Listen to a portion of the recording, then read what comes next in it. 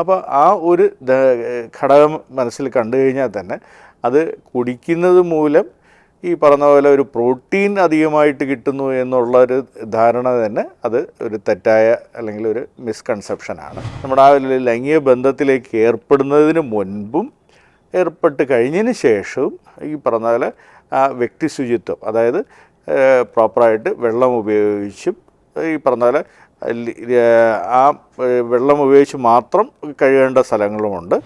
പങ്കാളിയില്ലാത്തൊരു സാഹചര്യത്തിൽ നമ്മൾ ഈ പറഞ്ഞ പോലെ സെക്സ് ടോയ്സ് ഉപയോഗിക്കുന്നത് നമ്മുടെ ആ ഒരു ലൈംഗിക സുഖം ലഭിക്കുന്നതിന് എൻഹാൻസ് ചെയ്യാനോ അല്ലെങ്കിൽ ഈ പറഞ്ഞ പോലെ ആ ഒരു രതിമൂർച്ചയിലേക്ക് എത്തിക്കാനോ സ്ത്രീക്കാണെങ്കിലും ശരി പുരുഷനാണെങ്കിലും ശരി ആ ഒരു രീതിയിലേക്ക് എത്തിക്കാൻ ഉപകാരപ്രദമായിരിക്കും.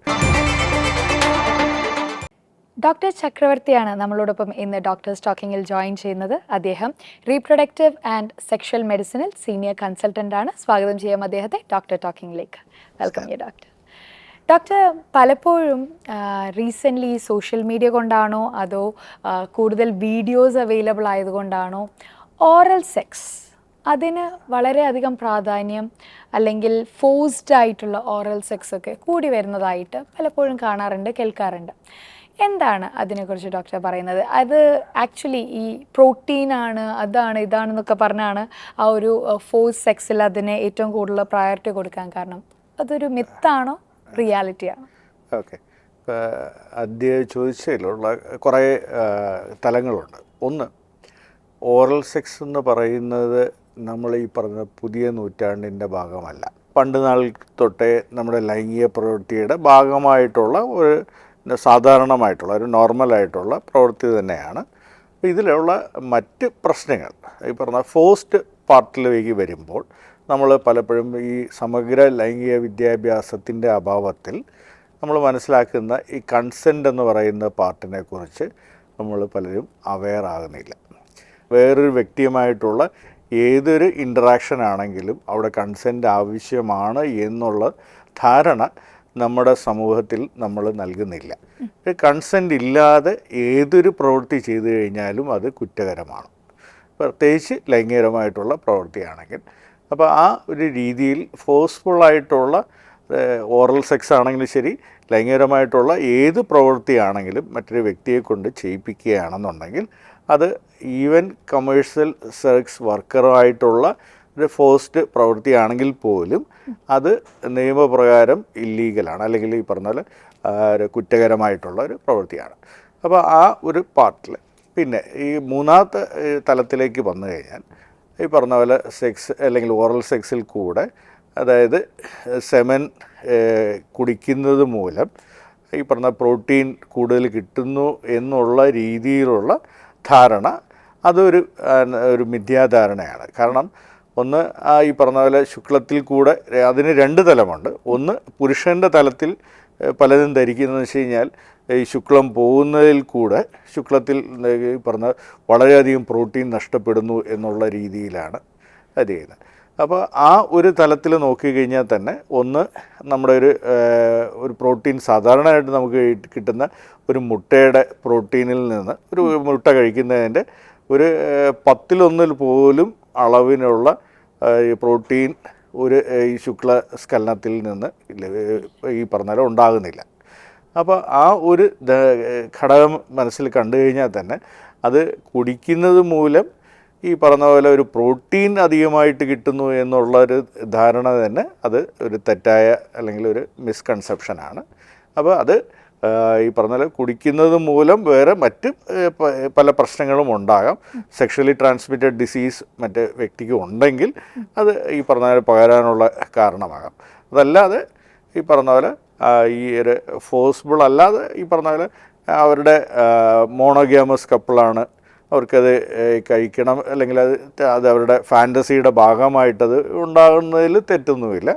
പക്ഷേ ഈ പറഞ്ഞ ഇങ്ങനെയുള്ള നമ്മുടെ ഈ കൺസെൻ്റ് ഇല്ലാതെ ഈ പറഞ്ഞ പോലെ അങ്ങനെയുള്ള ആക്ടിവിറ്റിയിലേക്ക് പോകുന്നത് ഉറപ്പായിട്ടും അത് കുറ്റകരമാണ് എന്നുള്ളത് ധാരണ ജനങ്ങൾക്കില്ലാതെ പോകുന്നതാണ് ഈ പറഞ്ഞ ഇങ്ങനെയുള്ള പ്രശ്നങ്ങൾക്കുള്ള മുഖ്യ കാരണം. ഇപ്പോൾ ഡോക്ടർ പറഞ്ഞതുപോലെ തന്നെ സെക്ഷലി ട്രാൻസ്മിറ്റഡ് ഡിസീസസ് ഇതിലൂടെ വരാമെന്ന് പറഞ്ഞു. അതുപോലെ ഒരു കാര്യമാണ് ഇൻഫെക്ഷൻ. അപ്പോൾ ഇത്തരത്തിലുള്ള ഒരു സെക്ഷുവൽ ഇൻ്റർപ്ലേസിലേക്ക് കടക്കുമ്പോഴത്തേക്ക് എന്തൊക്കെയാണ് ഒരു കപ്പിൾ കരുതിയിരിക്കേണ്ട കാര്യങ്ങൾ ഇൻഫെക്ഷൻസ് ഒക്കെ തടയാനായിട്ട്? നമ്മൾ സാധാരണ നമ്മൾ കുട്ടികളെയൊക്കെ പഠിപ്പിക്കുന്നു, നമ്മൾ ആഹാരം കഴിക്കാൻ പോകുന്നതിന് മുമ്പ് നമ്മൾ കൈ സോപ്പ് ഉപയോഗിച്ച് കഴുകി ആഹാരം കഴിക്കുന്നു. ആഹാരം കഴിച്ച് കഴിഞ്ഞതിന് ശേഷം നമ്മൾ കൈ കഴുകുന്നു. സോ ഇപ്പോൾ ഇത് എന്തിനു വേണ്ടിയിട്ടാണ് നമ്മൾ ഈ പറഞ്ഞ ഇങ്ങനൊരു ഇത് ചെയ്യിപ്പിക്കുന്നത്? ഈ ഒരു ചെയ്യുന്നതെന്ന് വെച്ച് കഴിഞ്ഞാൽ നമ്മുടെ അൺനെസസറി ആയിട്ട് ഇൻഫെക്ഷൻസ് നമ്മുടെ ശരീരത്തിനകത്തേക്ക് കയറാതിരിക്കാൻ വേണ്ടിയിട്ടുള്ള രീതിയിലാണ്. സോ അതേപോലെ തന്നെ നമ്മുടെ ഇൻഫെക്ഷൻസ് വരാതിരിക്കാൻ ഒന്ന് ഈ പറഞ്ഞ മറ്റേ വ്യക്തി ഈ ഇൻഫെക്ഷൻസ് ഇല്ല എന്നുള്ളത് ഉറപ്പുവരുത്തുക. അതായത് നമ്മളിപ്പോൾ കഴിക്കുന്ന ആഹാരം ഒരു ഈ പറഞ്ഞ എന്തെങ്കിലും കണ്ടാമിനേറ്റഡ് ആണെന്നുണ്ടെങ്കിൽ നമുക്ക് ഈ കൈ കഴുകിയാലും നമ്മളിതിലേക്ക് വരാം. സോ അതേപോലെ നമ്മൾ ഈ മറ്റേ വ്യക്തി ഇങ്ങനെയുള്ള ഇൻഫെക്ഷൻ ഇല്ല എന്നുള്ള ഒരു ധാരണ അല്ലെങ്കിൽ ഈ പറഞ്ഞാൽ ഉറപ്പുവരുത്തുക എന്നുള്ളതാണ്. രണ്ടാമത് ഞാൻ ഈ പറഞ്ഞതുപോലെ നമ്മുടെ ആ ലൈംഗിക ബന്ധത്തിലേക്ക് ഏർപ്പെടുന്നതിന് മുൻപും ഏർപ്പെട്ട് കഴിഞ്ഞതിന് ശേഷവും ഈ പറഞ്ഞാൽ ആ വ്യക്തി ശുചിത്വം, അതായത് പ്രോപ്പറായിട്ട് വെള്ളം ഉപയോഗിച്ചും ഈ പറഞ്ഞാൽ ആ വെള്ളം ഉപയോഗിച്ച് മാത്രം കഴുകേണ്ട സ്ഥലങ്ങളുമുണ്ട്, അല്ലാതെ സോപ്പ് ഉപയോഗിച്ച് കഴുകുന്ന ഭാഗങ്ങളുമുണ്ട്. ഇപ്പം നമ്മുടെ മുഖം നോക്കിക്കഴിഞ്ഞാൽ നമ്മുടെ മുഖത്ത് എല്ലാ ഭാഗവും നമ്മൾ സോപ്പ് ഉപയോഗിക്കില്ല. അപ്പം നമ്മുടെ ബാക്കിയുള്ള ഫേസിൻ്റെ ഭാഗമെല്ലാം സോപ്പ് ഉപയോഗിക്കും. നമ്മൾ ഈ പറഞ്ഞ സോപ്പ് ഉപയോഗിക്കാറില്ല, സാധാരണ വെള്ളം ഉപയോഗിച്ച് മാത്രം. അതേപോലെ തന്നെ നമ്മുടെ ലൈംഗിക അവയവങ്ങളുടെ ഭാഗം നോക്കിക്കഴിഞ്ഞാൽ സോപ്പിട്ട് കഴുകേണ്ട ഭാഗവും ഈ പറഞ്ഞ ഇപ്പോൾ ലിംഗത്തിനെ നോക്കിക്കഴിഞ്ഞാൽ ലിംഗത്തിൻ്റെ അഗ്രഭാഗത്തെ അത് സാധാരണ വെള്ളം ഉപയോഗിച്ച് അതേപോലെ യോനി മുഖം നമ്മൾ ഈ പറഞ്ഞാൽ സാധാരണ വെള്ളം ഉപയോഗിച്ച് ലിംഗത്തിൻ്റെ ബാക്കിയുള്ള ഭാഗം ഷാഫ്റ്റും മറ്റ് നോർമൽ സ്കിന്നുള്ള ഭാഗമെല്ലാം സോപ്പ് ഉപയോഗിച്ചും കഴുകാം. അപ്പോൾ ഇത് ബന്ധപ്പെടുന്നതിന് മുൻപും ബന്ധപ്പെട്ടതിന് ശേഷവും അങ്ങനെ ചെയ്യുന്നത് ഈ പറഞ്ഞാൽ ഒരു സെക്ഷലി ട്രാൻസ്മിറ്റഡ് ഡിസീസ് പകരുന്നത് ഒരളവ് വരെ ചെയ്യാം. അതേപോലെ ഈ പറഞ്ഞ മോണോഗാമസ് കപ്പിളല്ല എന്നുണ്ടെങ്കിൽ കഴിയുന്നതും കോണ്ടം അല്ലെങ്കിൽ ഒരു ബാരിയർ ഡിവൈസ്, ഇപ്പോൾ ഏറ്റവും സുലഭമായിട്ടും കോമൺ ആയിട്ട് യൂസ് ചെയ്യാൻ പറ്റുന്ന കോണ്ടമാണ്. ആ കോണ്ടത്തിൽ കൂടെ ഈ പറഞ്ഞ മറ്റേ സ്രവങ്ങൾ തമ്മിലുള്ള, അതായത് സെമനും വെജനൽ സെക്രീഷൻസും തമ്മിലുള്ള ആ ഒരു കോണ്ടാക്റ്റ് ഉണ്ടാകുന്നത് ഒഴിവാക്കാനുള്ള സാധിക്കും. ഇങ്ങനെയുള്ള രീതികൾ അവലംബിക്കുന്നതാണ് അങ്ങനൊരു പ്രവൃത്തിയിലേക്ക് ഏർപ്പെടുന്നത് അത്രത്തോളം ആവശ്യമുണ്ടെങ്കിൽ ചെയ്യേണ്ട കാര്യങ്ങൾ. ഇപ്പോൾ ഡോക്ടർ കോണ്ടത്തിനെ കുറിച്ച് പറഞ്ഞതുകൊണ്ട് തന്നെ കോണ്ടം അല്ലാതെ തന്നെ ഇപ്പം ധാരാളം സെക്സ് ടോയ്സും അവൈലബിൾ ആണ്. അപ്പോൾ ഇത്തരത്തിലുള്ള ടോയ്സ് യൂസ് ചെയ്യുന്നത് കൊണ്ട് എന്തെങ്കിലും ഹെൽത്ത് ഇഷ്യൂസ് ഉണ്ടാകാൻ ചാൻസസ് ഉണ്ടോ? അതോ ഇത്തരത്തിലുള്ള ടോയ്സ് വീണ്ടും ഒരു യൂസ് ചെയ്യുന്ന ഒരു സിന്നായിട്ടാണോ കൺസിഡർ ചെയ്യേണ്ടത്? ഇപ്പം നമ്മുടെ ഒരു സെക്സ് എന്ന് പറയുന്നത് നമ്മുടെ സമൂഹം ധരിച്ചു വെച്ചിരിക്കുന്ന ഒരു കപ്പിളിനെ മാത്രം ഒരു അവകാശമാണ്, അല്ലെങ്കിൽ അതിന് മാത്രമുള്ള ഒരു പ്രവൃത്തിയാണ് എന്നുള്ളത്. ഒരു ലൈംഗിക സുഖം എന്ന് പറയുന്ന ഒരു വ്യക്തിക്ക് കിട്ടേണ്ട ഒരു ബേസിക് ആയിട്ടുള്ള നീഡാണ്. നമ്മുടെ ആഹാരം എന്ന് പറയുന്നത് നമ്മുടെ ആ വ്യക്തിയുടെ വിശപ്പിനെയും ഈ പറഞ്ഞാൽ ഒരു ടേസ്റ്റിനെയും സാറ്റിസ്ഫൈ ചെയ്യാൻ വേണ്ടി ചെയ്യുന്ന ഒരു പ്രവൃത്തിയാണ് നമ്മൾ ആഹാരം കഴിക്കുക. സോ അതേപോലെ ആ ഒരു വ്യക്തിയുടെ ലൈംഗിക സുഖം ലഭിക്കുക എന്ന് പറയുന്ന ആ വ്യക്തിയുടെ ഒരു ബേസിക് നീഡാണ്. അപ്പോൾ അത് ഒരു പങ്കാളി ഉണ്ടെങ്കിലും ഇല്ലെങ്കിലും, അപ്പോൾ പങ്കാളി ഉണ്ടെങ്കിലും ഇല്ലെങ്കിലും നമ്മുടെ ആ ഒരു ലൈംഗിക സുഖത്തിനെ എൻഹാൻസ് ചെയ്യാനോ അല്ലെങ്കിൽ അതിലേക്ക് എത്തിക്കാനോ അതിനുള്ള നമ്മുടെ അനുബന്ധമായിട്ടുള്ള മാർഗങ്ങൾ തേടുന്നതിന് പ്രശ്നമില്ല. അതിലുള്ള ഒരു മാർഗമാണ് സെക്സ് ടോയ്സ് എന്ന് പറയുന്നത്.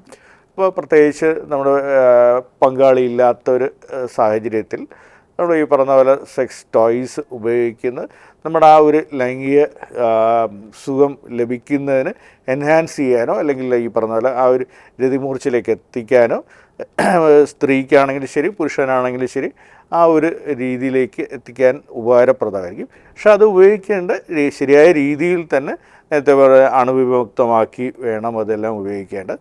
സോ അത് ഇൻഫെക്ഷൻസ് വരാതിരിക്കാൻ നമ്മൾ ഈ പറഞ്ഞ പോലെ പ്രോപ്പറായിട്ട് ഉപയോഗിക്കുന്നതിൽ തെറ്റില്ല.